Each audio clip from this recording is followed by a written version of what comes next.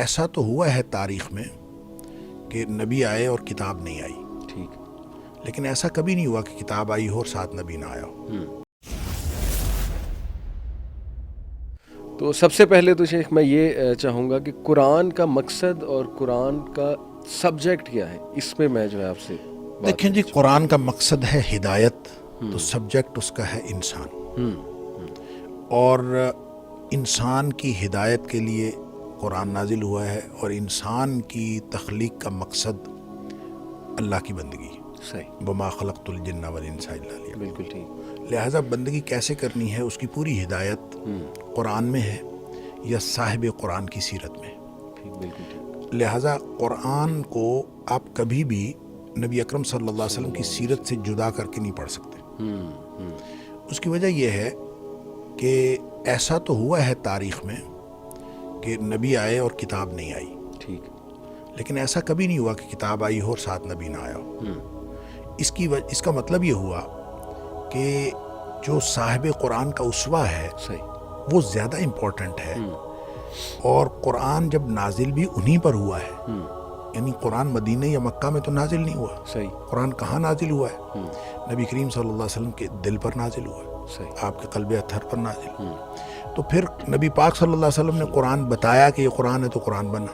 صحیح، اب اس کے بعد قرآن کی جو آپ نے تفہیم کی بات کی، اس کو سمجھنا کیسے چاہیے، اور مقصد تو ظاہر ہدایت ہے، اور اس ہدایت کو حاصل کرنے کے لیے میں 2-4 پوائنٹس بھی بیان کرنا چاہوں گا، لیکن اس کا جو باٹم لائن ہے، یا یوں کہہ لیجیے اس کا کرکس جو ہے، صحیح، دیکھیں یہ قرآن نبی کریم صلی اللہ علیہ وسلم پر نازل ہوا ہے، لہٰذا اس کو سمجھانا یہ نبی کریم صلی اللہ علیہ وسلم کی بنیادی ڈیوٹی تھی۔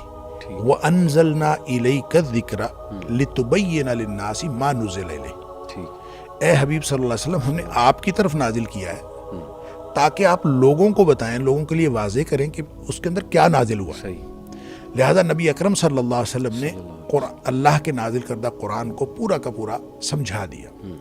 اب اس کے بعد اس کے معنی مفہوم متعین ہو گئے۔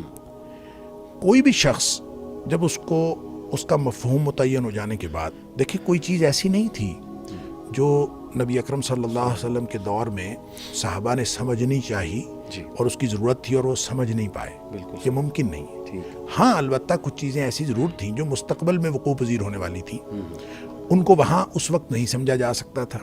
قرآن چونکہ ہر دور کے لیے ہے، مثال کے طور پر سورہ نحل کے اندر اللہ کریم فرماتا ہے کہ ہم نے والخیل والبغال والحمیر لترکبوها وزینہ، ہم نے تمہارے لیے گھوڑے، خچر اور گدھے بنائے اس لیے کہ تاکہ تم اس پر سواری کرو، اور ویسے بھی یہ زینت کا ذریعہ ہے، یعنی گھر میں گھوڑا بندھا ہوا ہو تو زینت تھی۔ بالکل صحیح، اب آج کے دور میں تو یہ نہیں ہے، گھوڑا، گدھا اور خچر اس دور میں گاڑیاں تھیں، تو سواری بھی تھی، اور گھر میں اگر ہو بڑی شاندار چیز تھی۔ صحیح، اب آج کے دور میں تو وہ نہیں ہے، آج کے دور میں سواری بھی اور ہے اور زینت کا سامان بھی اور ہے۔ گھر میں گاڑی کھڑی ہو تو برانڈز جو ہیں، نئے نئے برانڈز کی گاڑیاں کھڑی ہوں، یہ زینت کا سامان ہے۔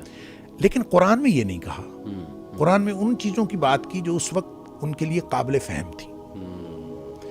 رہ گئی بات مستقبل کے بارے میں، تو یہ نہیں کہ اس کا تذکرہ نہیں ہے، تذکرہ موجود ہے، لیکن تذکرے کو یوں اجمالاً اللہ کریم نے بیان فرمایا وَيَخْلُقُ مَا لَا تَعْلَمُونَ، اور وہ کچھ پیدا کرے گا جو تم نہیں جانتے۔ صحیح، صحیح، اب ظاہر ہے کہ جو کچھ اب ہم دیکھ رہے ہیں، ہو سکتا ہے مستقبل میں اس سے زیادہ جدید سواریاں آ جائیں۔ لہٰذا قرآن کے اندر ہر اس چیز کی ٹینڈنسی، گنجائش موجود ہے جو چیز مستقبل میں وقوع پذیر ہونے والی ہے۔ ایسا نہیں ہے کہ قرآن کوئی سویپنگ سٹیٹمنٹ ایسی دے دے کہ وہ وہاں پہ باؤنڈری لائن لگا دے اور اس کے بعد کوئی چیز جو ہے قرآن کے مفہوم میں نہ آئے۔ یہی قرآن کا اعجاز ہے۔ لہٰذا نبی کریم صلی اللہ علیہ وسلم کے دور میں ایک ایک چیز نبی کریم صلی اللہ علیہ وسلم نے سمجھا دی۔ لہٰذا قرآن کی تفسیر کا سب سے پہلا اصول یہ ہے کہ قرآن کی ایک تفسیر کا معنی ہوتا ہے کھول دینا۔ فسر یفسر تفسیر، کھول دینا۔ ایک چیز سمجھ میں نہیں آ رہی، قرآن میں کسی جگہ اجمالاً بیان ہوئی ہے، کسی دوسری جگہ اس کو خود ہی کھول دیا۔ لہٰذا پہلا اصول یہ ہے القرآن یفسر بعضہ بعضا، قرآن اپنی تفسیر خود کرتا ہے، لہٰذا ایک حصے میں کوئی چیز پوری طرح نہیں سمجھ آ رہی دوسری جگہ سے سمجھ آ جاتی۔ بالکل صحیح۔ دوسرا اصول اور دوسرا قرآن کو سمجھنے کا جو سورس ہے وہ نبی اکرم صلی اللہ علیہ وسلم کے فرمان، کیونکہ آپ کی ڈیوٹی تھی، آپ نے سمجھایا، اور ایسا ممکن نہیں ہے کہ آپ نے سمجھایا نہ ہو۔ اس کی وجہ یہ ہے کہ یا ایھا الرسول بلغ ما انزل الیک من ربک، اے حبیب صلی اللہ علیہ وسلم پہنچا دیجئے جو آپ کی طرف رب کی طرف سے نازل ہو۔ فَإِن لَمْ تَفْعَلْ فَمَا بَلَّغْتَ رِسَالَتَهُ، اگر آپ نے یہ نہ کیا تو اس کا مطلب آپ نے تو اپنا ڈیوٹی پوری نہیں کی۔ تو نبی کریم صلی اللہ علیہ وسلم نے ڈیوٹی پوری کی ہے، تو آپ نے ہر چیز بتا دی ہے، اس کا مطلب ہے آپ نے قرآن کا مفہوم سمجھا دیا ہے۔